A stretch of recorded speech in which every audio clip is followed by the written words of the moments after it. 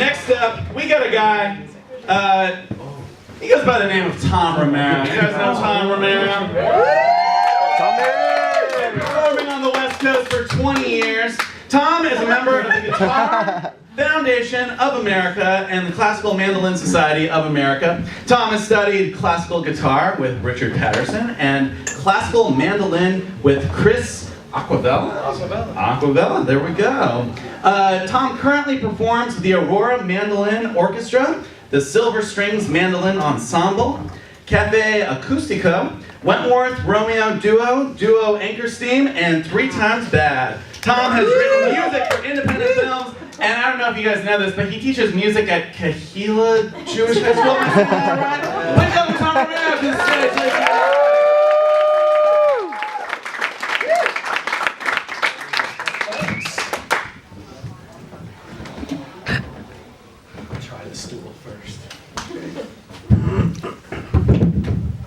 So, I like to tune and talk at the same time, because tuning is boring.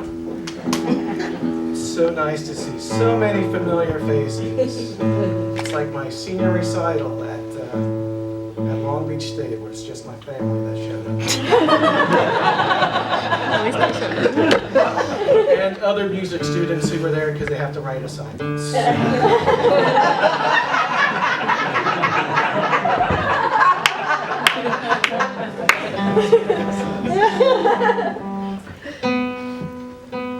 Alright, so usually in the classical guitar world, before their performance, they're backstage warming up for hours. I went to Fritz. Could never turn down an invitation of Fritz. I went to baseball practice first, though. No one was worried about that. Okay, so this first piece is an old piece. No one knows who wrote it. It's something that most classical guitarists learn. It's got a real fancy title called Romance. And it has this technique of our finger picking technique and a tremolo technique. And a lot of people like to open their set with that because it's a nice, pretty song. I do it because it's a cheap way to warm up, especially if you went to Friends. Okay, so here we go.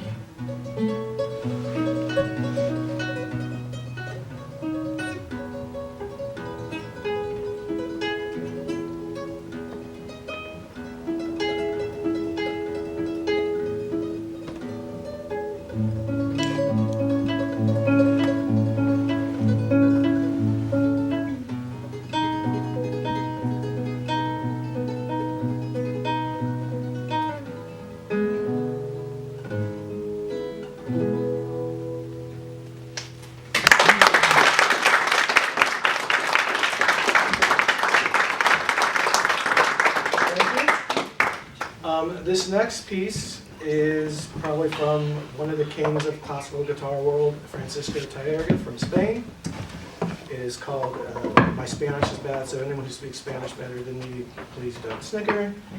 It's Recuerdos de la Alhambra. It's probably one of the most famous classical guitar pieces ever written.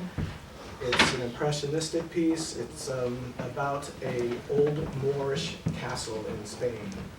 I think it's a ruin. I'm not sure what part of Spain it's in. One day I will go there. And I like to think that when he wrote this song, he was probably sitting right there in somewhere near the castle and just was inspired by the architecture and the art, and probably the sangria if you've ever been to Spain.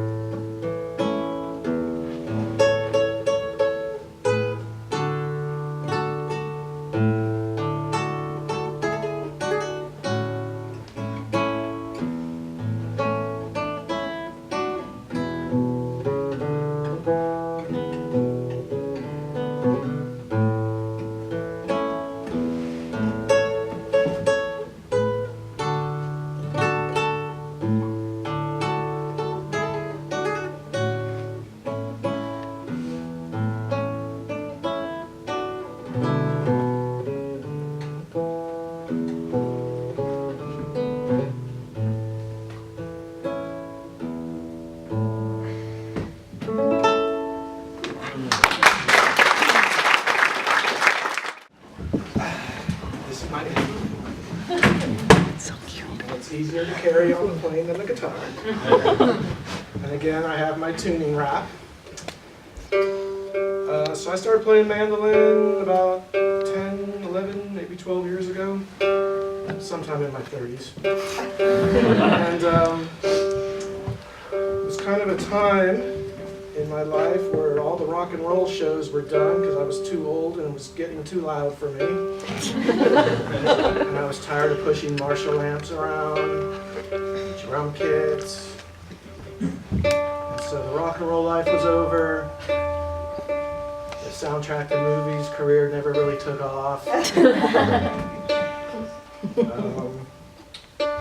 I remember picking up a mandolin. It was a cheap one. I was kind of noodling around on it. I really liked it. And then I did something really awful. I answered an ad on Craigslist looking for people who wanted to play music for free but would have a good time doing it. I was like, sure. And it turned out to be the Aurora Mandolin Orchestra. And so I showed up there with my mandolin, and they went, no, we need a guitar player. Do you play guitar and do you read music? I'm like, yeah. So in the mandolin orchestra, I play guitar. Called 2K, and I always mess up this last word, Pamajiri, or something like that. No, good. And it's...